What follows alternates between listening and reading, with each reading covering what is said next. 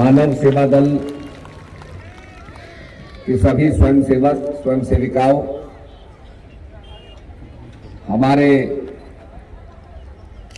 भारत के मेधावी बालक और बालिकाओं, नवचिराग बच्चों, आज इस परेड का शुभारंभ करते हुए मुझे बड़ी खुशी हो रही है। कोरोना काल के कारण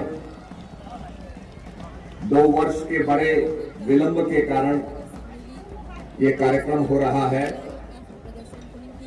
परंतु कठिनाई कितनी भी क्यों ना हो, विलंब कितना भी क्यों ना हो, हम निश्चित रूप में सफल होंगे, कामयाब होंगे।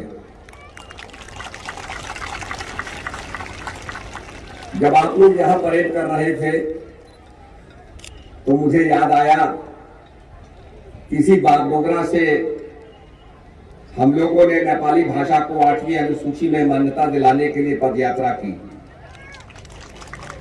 और लोग कहते थे कि महाराज पैदल चल रहे हैं, इस भाषा को, नेपाली भाषा को मान्यता कैसे मिलेगी। हम घाटियों से होते हुए, एक गांव से दूसरे गांव होते हुए, जनमानस के अंदर चेतना प्रकट करते हुए हम लोग गैंगटॉक पहुंचे। और जब गैंगटॉक पहुंचे तो जैसे ही हमने भाषण खत्म किए, वहां बहुत तीव्र वर्षा हो गई और 2 दिन तक वर्षा रही। हमारे ऊपर बादल रहते थे परंतु वर्षा नहीं होती थी, क्योंकि हमारे पास छाते नहीं थे। जब किसी संकल्प को लेकर के हम लोग चलते हैं और संकल्प के अंदर शुद्धता और पवित्रता होती है, सात्विकता होती है, तो वो संकल्प निश्चित रूप में सिद्ध होता है। और आज मुझे बड़े गौरव से ये कहने का सौभाग्य मिल रहा है कि नेपाली भाषा को 8वीं अनुसूची में मान्यता मिली।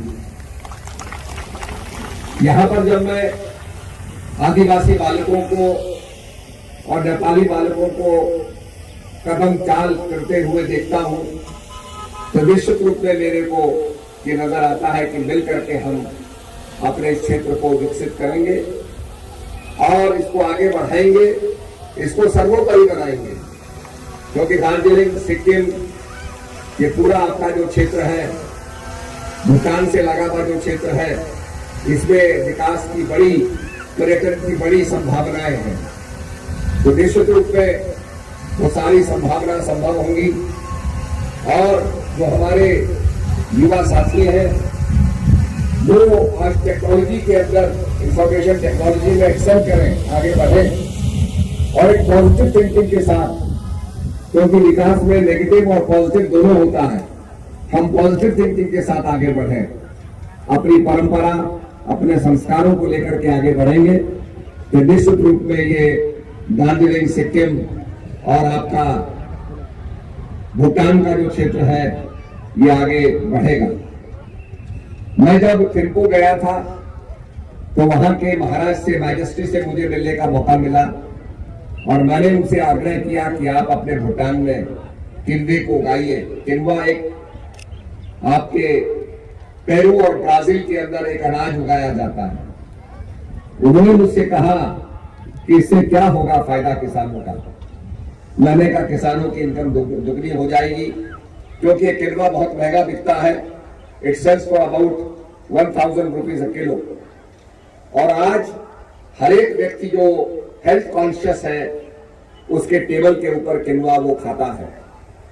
उन्होंने मेरी बात को स्वीकार किया और तत्काल अपने वैज्ञानिकों को पेरू रवाना किया और आज भूटान के अंदर किन्वा उगाया जा रहा है और हमारा देश भारत भूटान से किन्वा खरीद रहा है। तो देश चाहे छोटा क्यों न हो, पर अगर हमें काम करने की हमारे अंदर संकल्प शक्ति है तो निश्चित रूप में हम उसमें सफल होंगे। और मैं हिज मैजेस्टी ऑफ भूटान को बहुत बहुत धन्यवाद देता हूं कि मेरे इस आग्रह को स्वीकार करके आज किन्वा उत्पादन के अंदर भूटान ने अपना नाम स्वर्णाक्षरों में लिख दिया है। हमारी भी ये कल्पना है कि हम अपने उत्तराखंड के अंदर इस किन्वा को उगाएं।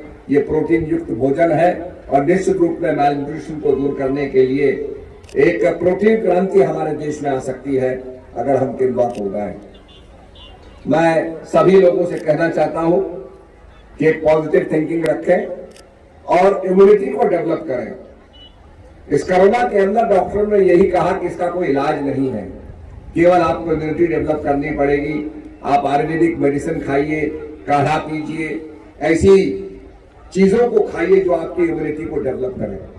और अध्यात्म के अंदर भी ये कहा जाता है कि अपनी मानसिक शक्ति को डेवलप करो, अपनी इम्यूनिटी को डेवलप करो, तभी इस माया से हम पार पा सकते हैं। तो आज वही सिद्धांत को लेकर के हम आगे चले, अपनी आत्मिक शक्ति को डेवलप करें, जिससे हम संघर्ष करने में सफल हो सकें और देश को विश्व गुरु बनाने में हम कामयाब हो सकें।